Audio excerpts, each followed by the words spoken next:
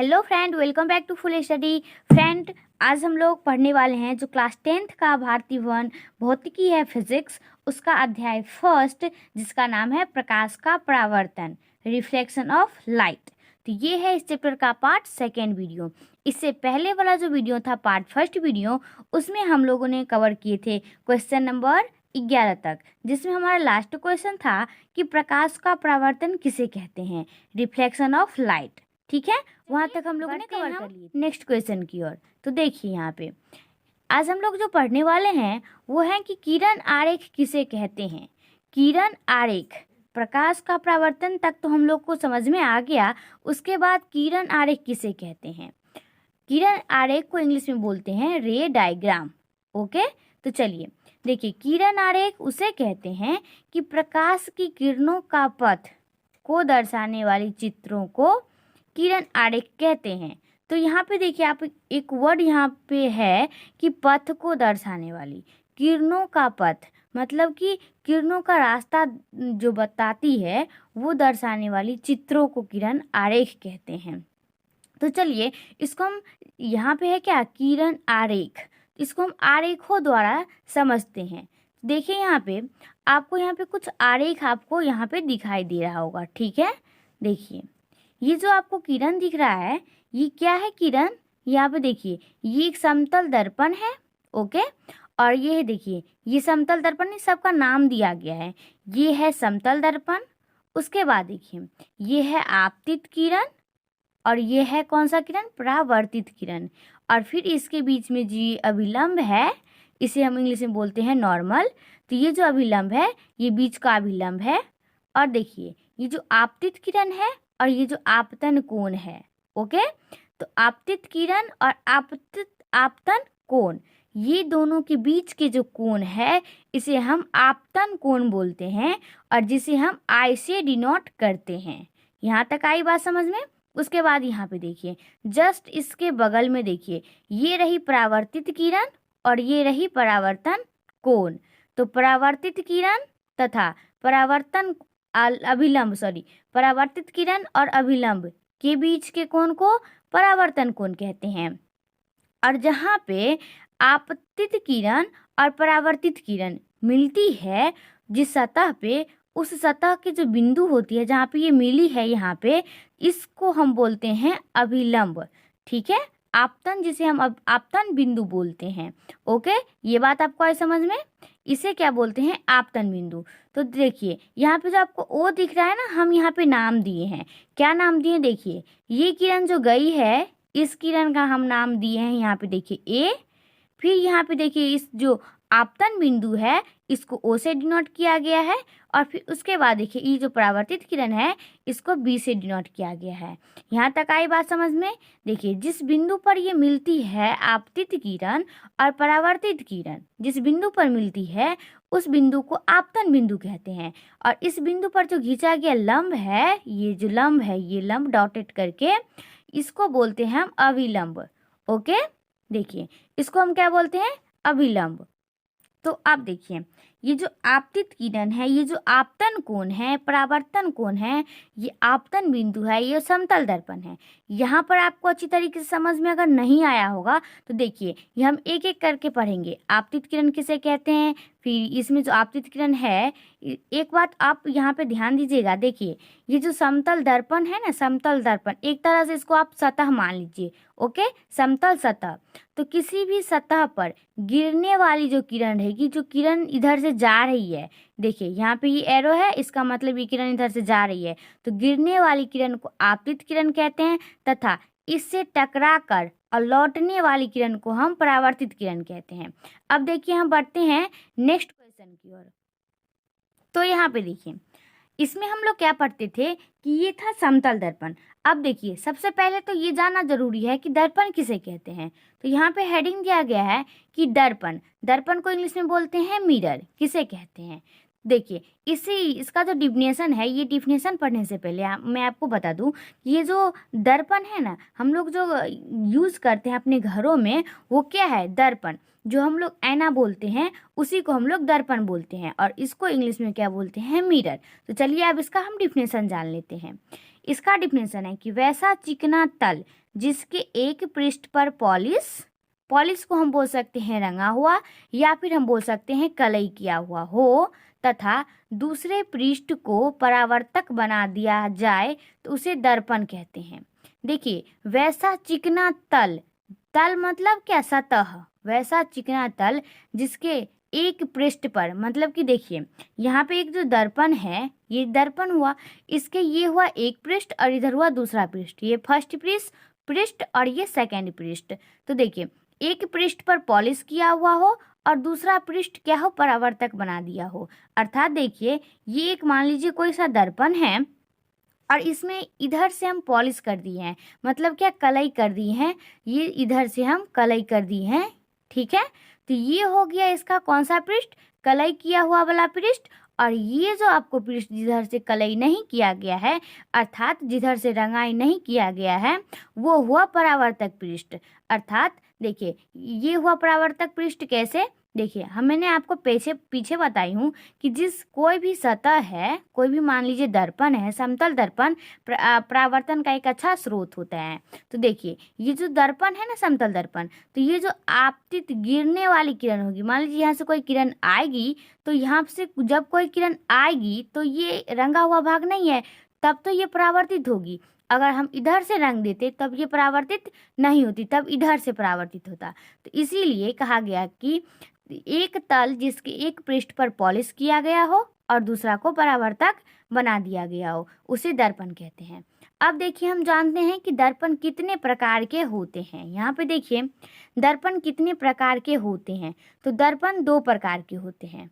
अब कौन कौन से 2 प्रकार के दर्पण होते हैं? यहाँ पे देखिए, एक तो होते हैं समतल दर्पण, जिसे हम इंग्लिश में बोलते हैं प्लेन मिरर, और सेकंड होते हैं गोलीय दर्पण, जिसे हम बोलते हैं एस्फेरिकल मिरर। तो देखिए, अभी हम लोग पहले जो समतल दर्पण है इसको पूरी अच्छी तरीके से इसके बारे में पढ़ेंगे, और फिर नेक्स्ट बढ़ेंगे हम लोग गोलीय दर्पण के बारे में। तो चलिए बढ़ते हम समतल दर्पण के बारे में। तो अब देखिए, समतल दर्पण किसे कहते हैं? समतल दर्पण को इंग्लिश में बोलते हैं प्लेन मिरर। तो देखिए, इसका डिफिनेशन है कि वैसा दर्पण जिसका परावर्तक पृष्ठ समतल होता है उसे हम समतल दर्पण कहते हैं। परावर्तक पृष्ठ समतल होता है, अर्थात हमने दर्पण पढ़ी थी, उसमें हम लोग ने पढ़ा था कि परावर्तक पृष्ठ। तो देखिए, जिसका परावर्तक पृष्ठ समतल हो उसे समतल दर्पण कहते हैं। तो देखिए, इसका ये रहा परावर्तक सतह, यहाँ से जो किरण कोई आएगी तो ये रही इसके परावर्तक सतह, और ये हुआ इसका कलई किया हुआ भाग। तो जिसका परावर्तक सतह समतल हो, मतलब कि यहाँ पे कोई खुरदरा भाग नहीं होगा। जैसे इधर है ना, कोई इधर कौन सा भाग है? खुरदरा भाग। तो इसमें हम लोग जो अपना चेहरा देखते हैं वो इधर से देखते हैं, क्योंकि ये कलई किया हुआ भाग रहता है। तो ये जो इसका जो परावर्तक पृष्ठ है ये समतल है, ठीक है। और परावर्तक पृष्ठ को हम लोग इंग्लिश में बोलते हैं रिफ्लेक्टिव सरफेस। तो यहाँ तक जो बात थी कुल, वो थी समतल दर्पण। और दर्पण कितने प्रकार के होते हैं? तो दर्पण 2 प्रकार के होते हैं, समतल दर्पण और गोलीय दर्पण। तो देखिए, समतल दर्पण, पहले तो दर्पण आपको समझ में आ गया होगा कि जो दर्पण होता है उसका एक भाग कलई किया हुआ रहता है और एक भाग वैसे ही शीशे रहता है। और उसके बाद देखिए, समतल दर्पण में क्या होता है कि जो परावर्तक पृष्ठ है वो कलई नहीं किया रहता है, इधर से हम लोग कलई कर देते हैं, तो उसे हम बोलते हैं समतल दर्पण। चलिए, तो इस किरण में आप लोगों को यहाँ पे दिखाई दे रहा होगा, यहाँ पे देखिए, ये कौन सा दर्पण हुआ? ये समतल दर्पण हुआ। देखिए, समतल दर्पण में क्या है? इस तरीके से कलई किया हुआ है। क्यों किया गया है? क्योंकि प्रकाश की किरण जो है सो इधर से जा रही है, ये प्रकाश की किरण इधर से जा रही है, तब तो ये हुआ इसका परावर्तक पृष्ठ, इससे लौटकर ये फिर आएगी, और इधर से हुआ कलई किया हुआ भाग। तो देखिए, हम लोग इसमें जो फर्स्ट पॉइंट था समतल दर्पण, उसके बारे में जान लिए। अब हम लोग जानेंगे कि ये जो आपतित किरण है, ये आपतित किरण किसे कहते हैं। तो देखिए, यहाँ पे जो है आपतित किरण को इंग्लिश में बोलते हैं इंसिडेंट रे। तो इंसिडेंट रे किसे कहते हैं? तो मैंने आपको पहले बताई हूँ कि किसी सतह पर पड़ने वाली किरण को आपतित किरण कहते हैं। चित्र में AO आपतित किरण है। तो देखिए, यहाँ पे जो चित्र है, देखिए इस चित्र में हमने क्या पढ़ी थी कि ए और ओ आपतित किरण है, तो यहाँ पे देखिए ए से लेकर के ओ तक ये किरण गई है, ये कौन सी किरण हो गई, ये हमारी आपतित किरण हो गई। उसके बाद हम देखेंगे परावर्तित किरण। तो देखिए परावर्तित किरण को इंग्लिश में बोलते हैं रिफ्लेक्टेड रे। तो रिफ्लेक्टेड रे किसे कहते हैं, रिफ्लेक्टेड रे। तो इसे बोलते हैं हम कि इसका डिफिनेशन है कि जिस माध्यम में चलकर आपतित किरण सतह पर आती है उसी माध्यम में लौट गई किरण को परावर्तित किरण कहते हैं। जिस माध्यम में चलकर आपतित किरण सतह पर आती है उसी माध्यम में लौट गई किरण को परावर्तित किरण कहते हैं। तो यहाँ पे देखिए ये जो माध्यम है ये क्या है, हवा एक माध्यम है। तो ये जो जिस माध्यम में चलकर आपतित किरण सतह, ये कौन सा सतह है, ये समतल दर्पण का सतह है। तो जिस माध्यम में आपतित किरण सतह पर आती है, ये आई सतह पर, उसके बाद जिस माध्यम में चलकर आपतित किरण सतह से आती है उसी माध्यम में लौट गई किरण को परावर्तित किरण कहते हैं। अर्थात यहाँ से किरण आई और फिर दर्पण से टकराई और टकराने के बाद फिर ऐसा ही मुड़ गई, तो इसे हम बोलते हैं परावर्तित किरण। जैसा कि हम देखे थे कि परावर्तित किरण का डिफिनेशन में कि ओ से लेकर के और बी तक की दूरी को हम बोलते हैं परावर्तित किरण। तो आपको समझ में आ गया कि समतल दर्पण क्या होते हैं, आपतित किरण क्या होते हैं और परावर्तित किरण क्या होते हैं। अब हम लोग देखेंगे ये जो अभिलंब है, ये अभिलंब के बारे में। तो यहाँ पे देखिए अभिलंब को इंग्लिश में क्या बोलते हैं, अभिलंब को इंग्लिश में बोलते हैं नॉर्मल। अभिलंब किसे कहते हैं, तो इसका डिफिनेशन है कि किसी समतल सतह के किसी बिंदु पर खींचे गए लंब को उस बिंदु पर अभिलंब कहते हैं। चित्र में बिंदु ओ पर ON अभिलंब है। देखिए इसका डिफिनेशन से स्पष्ट होता है कि किसी बिंदु पर किसी समतल सतह के किसी भी बिंदु पर, मतलब कि सतह होना चाहिए समतल और खुरदरा सतह नहीं होना चाहिए, एकदम सीधी सतह होना चाहिए। उस पे किसी भी बिंदु पर खींचे गए लंब को, लंब मीन्स सीधा, खींचे गए लंब को उस बिंदु पर अभिलंब कहते हैं। चित्र में O और O पर ON अभिलंब है। तो देखिए यहाँ पे ये चित्र है जिसमें O, यहाँ पे देखिए इस बिंदु का नाम क्या है, O है और N है। O से लेकर के N तक की जो दूरी है इसे हम क्या बोलते हैं, इसे हम बोलते हैं अभिलंब। O पर O, ये जो O बिंदु है ना, O पर O और N क्या है, अभिलंब है। उसके बाद हम लोग जानेंगे कि आपतन कोण क्या होते हैं और परावर्तन कोण क्या होते हैं। तो देखिए यहाँ पे आपतन कोण क्या है, तो आपतन कोण को इंग्लिश में बोलते हैं एंगल ऑफ इंसिडेंस। ओके, तो देखिए इसका जो डिफिनेशन है कि आपतित किरण तथा आपतन बिंदु पर खींचे गए अभिलंब से जो कोण बनाती है उसे आपतन कोण कहते हैं। आपतित किरण और आपतन बिंदु पर खींचे गए अभिलंब, यहाँ पे देखिए चित्र में ये क्या है कि आपतित किरण और अभिलंब, आपतित किरण है ये और ये है अभिलंब के बीच में खींचे गए आपतित किरण और आपतन बिंदु, ये देखिए ये है आपतित किरण और ये है आपतन बिंदु। आपतित किरण और आपतन बिंदु पर खींचे गए अभिलंब को, मतलब ये आपतित किरण ये आपतन बिंदु, इस पर खींचे गए अभिलंब को हम, खींचे गए अभिलंब के बीच जो कोण बनाती है, मतलब इसके बीच अभिलंब और आपतित किरण के बीच का कोण आपतन कोण कहते हैं। अर्थात देखिए यहाँ पे चित्र में, यहाँ पे देखिए इसमें क्या था इसका डिफिनेशन कि आपतित किरण आपतन बिंदु पर खींचे गए अभिलंब से जो कोण बनाती है आपतन कोण कहते हैं। चित्र में कोण, ये किसका सिंबल है, ये कोण का सिंबल है। NOA बराबर I आपतन कोण, NOA। तो यहाँ पे देखिए NO और A, NOA कौन सा किरण है, ये आपतन कोण है और आपतन कोण को हम I से डिनोट करते हैं। तो ओके, यहाँ तक की बात आपको समझ में आ गई होगी। अब हम देखते हैं परावर्तन कोण किसे कहते हैं। यहाँ पे देखिए परावर्तन कोण को इंग्लिश में बोलते हैं एंगल ऑफ रिफ्लेक्शन। किसे कहते हैं, तो परावर्तित किरण, इसका डिफिनेशन है कि परावर्तित किरण आपतन बिंदु पर खींचे गए अभिलंब से जो कोण बनाती है उसे परावर्तन कोण कहते हैं। परावर्तित किरण और आपतन बिंदु पर खींचे गए अभिलंब से जो कोण बनाती है, तो याद रखना कि परावर्तित किरण और आपतन बिंदु। तो यहाँ पे देखिए, ये रही परावर्तित किरण, ये आपतित किरण गई दर्पण से टकराई, उसके बाद लौटने की किरण को बोलते हैं परावर्तित किरण। तो परावर्तित किरण तथा आपतन बिंदु पर खींचे गए अभिलंब के बीच के कोण को परावर्तन कोण बोलते हैं। तो यहाँ पे देखिए, और परावर्तन कोण को हम लोग आर से डिनोट करते हैं। तो ये हो गई आपका परावर्तन कोण और ये हो गया आपका आपतन कोण।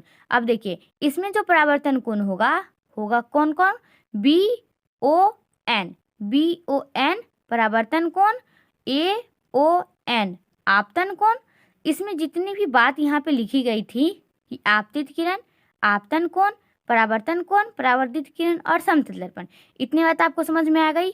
उसके बाद देखिए, इसमें हमारा एक टॉपिक और छूट रहा है, वो है आपतन बिंदु। तो चलिए देखते हैं आपतन बिंदु किसे कहते हैं। तो यहाँ पे देखिए, ये जो आपतन बिंदु है इसको हम लोग इंग्लिश में बोलते हैं पॉइंट ऑफ इंसिडेंस। यहाँ पे ये जो डी था ये नहीं है, पॉइंट ऑफ इंसिडेंस किसे कहते हैं, तो जिस बिंदु पर आपतित किरण सतह से टकराती है उसे आपतन बिंदु कहते हैं। चित्र में ओ आपतन बिंदु है। देखिए, जिस बिंदु पर आपतित किरण सतह से टकराती है, यहाँ पे देखिए क्या था डिफिनेशन, कि जिस बिंदु पर, यहाँ पे कोई बिंदु है जिस बिंदु पर आपतित किरण सतह से टकराती है उसे हम लोग बोलते हैं आपतन बिंदु। तो आई होप ये जो किरण आरेख था इसमें आपको कहीं भी डाउट है तो आप कमेंट में हमें जरूर बताइए, ठीक है। देखिए, अब हमारा नेक्स्ट टॉपिक है कि परावर्तन के नियम किसे कहते हैं, लॉज ऑफ रिफ्लेक्शन। ये जो परावर्तन के नियम होते हैं ना, ये किसे कहते हैं, तो देखिए इसका डिफिनेशन है कि प्रकाश की किरण किसी सतह पर पड़कर जिन नियमों का पालन करते हुए उसे उस सतह से परावर्तित करती है या परावर्तित होती है, उन नियमों को परावर्तन के नियम कहते हैं। इसका डिफिनेशन से स्पष्ट होता है कि जो प्रकाश की किरण होती है वो किसी सतह पर पड़कर जिन नियमों का पालन करती है वो उसे हम बोलते हैं परावर्तन के नियम। यहाँ पे देखिए, इस चित्र में क्या है कि ये जो आपतित किरण है, आपतन कोण है, परावर्तन कोण है, परावर्तित किरण है, तो ये एक नियम को फॉलो कर रही है। क्या नियम की फॉलो कर रही है, हम लोग आगे देखने वाले हैं कि जो प्रकाश के परावर्तन है ना, इसके नियम होते हैं। प्रकाश के परावर्तन के दो नियम होते हैं। कौन कौन से दो नियम होते हैं, एक तो ये होती है आपतित किरण वाला, ये दोनों कोण बराबर होते हैं, हम लोग आगे अभी देखेंगे। तो अभी हम लोग जो देखे हैं कि प्रकाश की किरण किसी सतह पर पड़कर जिन नियमों का पालन करती है उसे हम परावर्तन के नियम बोलते हैं। तो देखिए, यहाँ पे कोई कोई समतल सतह है और यहाँ पे देखिए ये कोई किरण गया, फिर यहाँ पे कोई किरण गई है, फिर ये कोई अभिलंब है, आपतन बिंदु है। तो ये सब कोई सा रूल को फॉलो कर रही है। जिस रूल को ये फॉलो कर रही है उसे बोलते हैं परावर्तन के नियम। अब हम देखते हैं कि परावर्तन के कितने नियम होते हैं। यहाँ पे देखिए, हम लोग तो परावर्तन के बारे में पढ़ लिए हैं अभी। उसके बाद है कि प्रकाश के परावर्तन के कितने नियम होते हैं, लॉज ऑफ रिफ्लेक्शन के कितने नियम होते हैं। तो देखिए, प्रकाश के परावर्तन के दो नियम होते हैं। अब प्रकाश के परावर्तन के दो नियम होते हैं तो वो कौन कौन से नियम होते हैं, यहाँ पे देखिए। फर्स्ट नियम है कि आपतित किरण, परावर्तित किरण तथा आपतन बिंदु पर खींचा गया अभिलंब तीनों एक ही समतल में होते हैं। कौन कौन से होते हैं, एक ही समतल में होते हैं या फिर एक ही तल में होते हैं। अर्थात उसे वो है प्रकाश के परावर्तन का पहला नियम कि आपतित किरण, परावर्तित किरण तथा आपतन बिंदु पर खींचा गया अभिलंब। तो यहाँ पे देखिए, आपतित किरण और परावर्तित किरण तथा आपतन बिंदु पर खींचा गया अभिलंब तीनों एक ही तल में है। ये जो आपको यहाँ से यहाँ तक ये समतल दर्पण दिख रहा है ये एक तल हुआ, ठीक है। तो तीनों एक ही तल में, देखिए आपतित किरण भी गई यहीं पे मिली, फिर इसके बाद ये जो लौटी, आपतित किरण गई और फिर दर्पण से टकराने के बाद ये लौटी, तो फिर इसी बिंदु से लौटी और फिर इसी बिंदु पर भी अभिलंब है। मतलब क्या कि ये सब इसके अलावे और कहीं टच नहीं किया गया है। तो ये जो होती है कि आपतित किरण, परावर्तित किरण, आपतन बिंदु पर खींचा गया अभिलंब तीनों एक ही समतल में होते हैं। ये है प्रकाश के परावर्तन का पहला नियम। और दूसरा नियम है कि आपतन कोण और परावर्तन कोण दोनों आपस में बराबर होते हैं, अर्थात जितना कोण I का मान रहेगा, मान लीजिए कोण I है 45 डिग्री, तो कोण R भी होगा 45 डिग्री। क्यों होगा? क्योंकि प्रकाश के परावर्तन के नियम से आपतन कोण और परावर्तन कोण हमेशा बराबर होते हैं, अर्थात कोण I बराबर कोण R। तो ये जो यहाँ पे एक पॉइंट थी कि प्रकाश के परावर्तन के दो नियम होते हैं, वो कौन से होते हैं? तो देखिए, फर्स्ट नियम क्या थे कि आपतित किरण तथा अपरावर्तित किरण तथा आपतन बिंदु पर खींचे गए अभिलंब के तथा आपतन बिंदु पर खींचा गया अभिलंब तीनों एक ही समतल में होते हैं। और सेकंड था कि आपतन कोण और परावर्तन कोण आपस में बराबर होते हैं। यहाँ पे देखिए, ये था क्या? आपतन कोण और परावर्तन कोण बराबर होते हैं, अर्थात कोण I बराबर कोण R। जितना कोण I का मान रहेगा उतना ही कोण R का मान रहेगा। आपतन कोण को I से सूचित करते हैं और परावर्तन कोण को R से डिनोट करते हैं। चलिए अब हम बढ़ते हैं नेक्स्ट टॉपिक की ओर। तो यहाँ पे देखिए, जो समतल दर्पण है, समतल दर्पण पर लंबवत पड़ने वाली किरण का परावर्तन। तो समतल दर्पण है, ये मैंने आपको पीछे भी दिखाई थी कि ये कौन सा दर्पण है, ये समतल दर्पण है। इस पे जो लंबवत पड़ने वाली किरण है, अर्थात लंबवत पड़ने वाली किरण, लंब मीन्स जो सीधा, जो 90 डिग्री का कोण जहाँ पे बनता है वो होता है 90 डिग्री, वो होता है लंबवत। तो समतल दर्पण पर लंबवत पड़ने वाली किरण का परावर्तन। तो देखिए, ये है एक समतल दर्पण जिस पर ये कोई किरण जा रही है। तो देखिए, ये जो कोई किरण जा रही है, ये कितना डिग्री का यहाँ पे एक समकोण है, यहाँ पे एक समकोण बन रहा है। मान लीजिए ये इधर से आए, ये किरण इधर से गई और फिर ये है एक सतह, और इसको अगर मिला दीजिएगा तो ये एक कौन सा समकोण बन गया जो 90 डिग्री का होता है। तो देखिए, यहाँ पे जो कोण बनेगा वो कितना डिग्री का बनेगा, वो 90 डिग्री का बनेगा। तो यहाँ से जो किरण जाएगी फिर वहीं से ये किरण वापस आ जाएगी। ठीक है, हम पीछे पढ़े थे कि जो किरण आपतित किरण आई, मतलब कि आपतित किरण अगर इधर से आपतित किरण आ रही है, गिरने वाली किरण को आपतित किरण कहते हैं, किसी सतह पर गिरने वाली किरण को आपतित किरण कहते हैं। तो मान लीजिए यहाँ से कोई किरण आएगी, फिर ये दर्पण से परावर्तन के बाद इस तरीके से वो मुड़ जाएगी। ठीक है, लेकिन यहाँ पे क्या हो रहा है कि ये जो आपतित किरण है और परावर्तित किरण है, यदि आपतित किरण गई तो फिर यही 0 डिग्री से ये वापस आ जाएगी। ओके, यहाँ पे देखिए, इसका नाम दे दिया गया है, ये जो दर्पण है इस दर्पण का नाम है A और B, और फिर ये जो अभिलंब है इसका नाम यहाँ पे P है इस बिंदु का, और यहाँ पे इसको N है। तो देखिए, आपतित किरण जाएगी वो भी 0 के मान से जाएगी, और परावर्तित किरण जो वहाँ से लौट के आएगी वो भी 0 के मान से आएगी। तो देखिए, यहाँ से जो आपतित किरण है I, आपतित किरण को I से सूचित करते हैं, तो I बराबर 0, और परावर्तित किरण जिसको हम R से डिनोट करते हैं तो R बराबर 0। अतः इस घटना से हमें क्या पता चलता है कि जो समतल दर्पण है, समतल दर्पण पर लंबवत पड़ने वाली प्रकाश की किरण परावर्तन के बाद उसी पथ पर वापस लौट जाती है। देखिए, समतल दर्पण पर लंबवत कोई किरण पड़ी और इसके दर्पण से परावर्तन के बाद, मतलब इधर से गई फिर परावर्तन हुई, परावर्तन के बाद उसी पथ पर लौट जाती है जिस पथ पर से वो गई थी। तो ये ऑब्जेक्टिव में क्वेश्चन आ सकता है कि समतल दर्पण पर लंबवत पड़ने वाली प्रकाश की किरण के कितने परावर्तक हो सकती है, या फिर उसी दिशा में वापस लौट जाती है या फिर मुड़ जाती है। तो क्या होती है, प्रकाश की जो परावर्तन के बाद उसी दिशा में वापस किरण लौट जाती है। तो यहाँ तक कोई अगर डाउट आया होगा तो आप कमेंट में जरूर बताइएगा। अभी तक जितना आप लोग पढ़े हैं, चलिए अब बढ़ते हैं हम नेक्स्ट टॉपिक की ओर। नेक्स्ट है हमारा कि प्रतिबिंब किसे कहते हैं। प्रतिबिंब, प्रतिबिंब को इंग्लिश में बोलते हैं इमेज। तो ये जो प्रतिबिंब है, ये प्रतिबिंब बोलते किसे हैं, चलिए इसका डिफिनेशन जान लेते हैं। किसी बिंदु स्रोत से आती प्रकाश की किरणें दर्पण से परावर्तन के बाद जिस बिंदु पर मिलती है या जिस बिंदु से आती हुई प्रतीत होती है, उसे उस बिंदु स्रोत का प्रतिबिंब कहते हैं। मान लीजिए यहाँ पे क्या लिखा गया है कि किसी बिंदु स्रोत से आती प्रकाश की किरणें दर्पण से परावर्तन के बाद, मान लीजिए ये कोई दर्पण है और यहाँ पे मान लीजिए कोई वस्तु है। देखिए, यहाँ पे एक बात आप यहाँ पे ध्यान दीजिएगा कि जो वस्तु है, इस वस्तु को हम लोग बिंब बोलते हैं, और इस वस्तु को जब हम दर्पण, मतलब इस वस्तु को अगर हम आईने में देखते हैं, दर्पण में देखते हैं, तो ये होती है हमारी प्रतिबिंब। ओके, यहाँ तक आपको समझ में आ गया होगा। तो देखिए, ये है एक हमारा दर्पण, और यहाँ पे मान लीजिए हम कोई वस्तु रखे हैं, ठीक है। इसका प्रतिबिंब इस दर्पण में बन रहा है। तो इस दर्पण में जो हमारा प्रतिबिंब बन रहा है ना, इसे ही हम बोलते हैं प्रतिबिंब। आपके स्क्रीन पर भी एक छोटा सा दिख रहा होगा, जो हमारा दर्पण है और एक क्या है, बोतल है। तो देखिए, बाहर दर्पण के बाहर एक बोतल रखा गया है, और बोतल का जो प्रतिबिंब है वो दर्पण में बन रहा है। तो इसे ही हम बोलते हैं प्रतिबिंब बनना, मतलब कि इमेज, फोटो बनना, उसे हम बोलते हैं प्रतिबिंब। अब बढ़ते हैं कि प्रतिबिंब कितने प्रकार के होते हैं।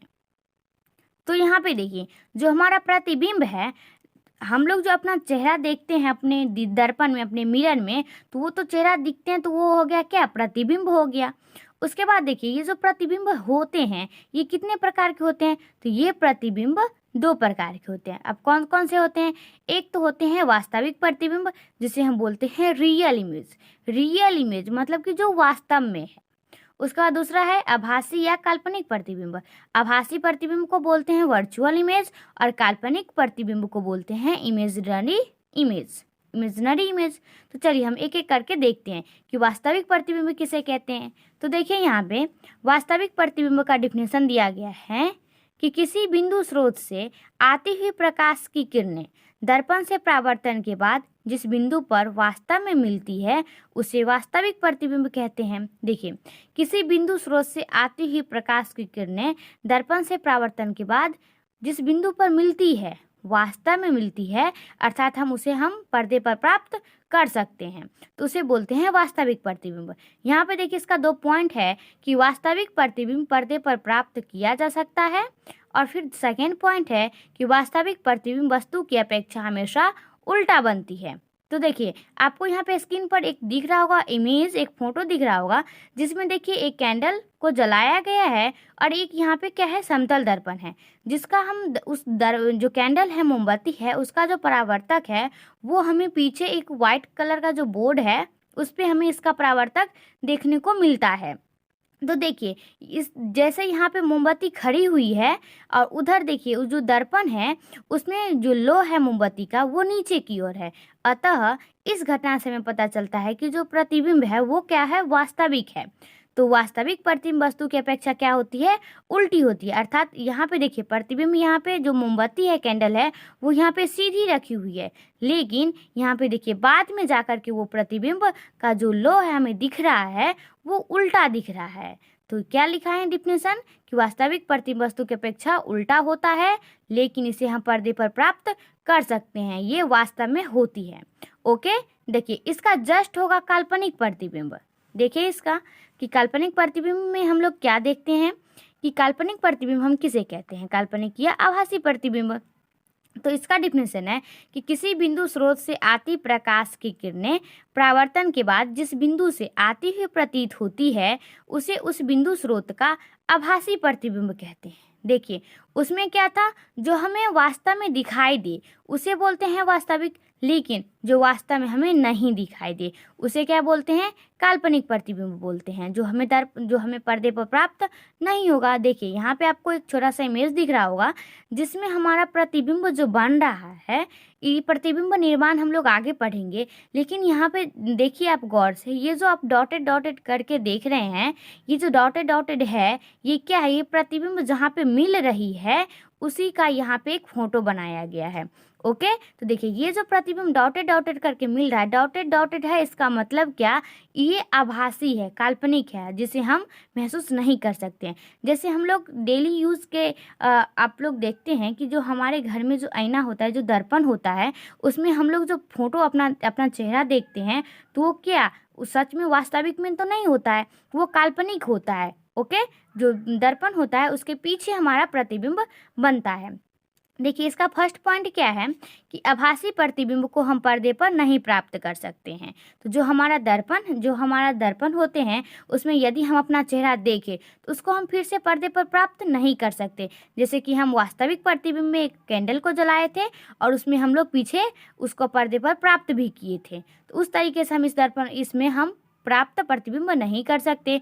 उसके बाद उसका जो प्रतिबिंब होगा वो क्या होगा, आभासी प्रतिबिंब वस्तु की अपेक्षा हमेशा सीधा प्रतिबिंब होगा। आप ऑब्जर्व करके देखते होंगे, जो हमारे घर में आईना होता है, दर्पण होता है, उसमें यदि हम अपना चेहरा देखते हैं तो वो जैसा हम है वैसा ही हम दर्पण में दिखते हैं, ठीक है। तो वो क्या है, वस्तु की अपेक्षा हमेशा सीधा होते हैं। लेकिन वास्तविक प्रतिबिंब को हम पर्दे पर प्राप्त कर सकते हैं जो रियल में है, और वो वस्तु की अपेक्षा उल्टा होता है। और काल्पनिक प्रतिबिंब में क्या होता है, जो प्रतिबिंब है उसे हम पर्दे पर नहीं प्राप्त कर सकते, और जो प्रतिबिंब है वो वस्तु की अपेक्षा क्या बनेगा, हमारा सीधा सिंपल बनेगा, मतलब क्या, सीधा बनेगा। तो इस वीडियो में हम लोग इतना ही रहने देंगे। अब हम लोग मिलेंगे नेक्स्ट वीडियो में, जिसमें हम लोग देखेंगे समतल दर्पण द्वारा बनना प्रतिबिंब, वो हमारा टॉपिक रहेगा। तो चलिए, तब तक के लिए धन्यवाद।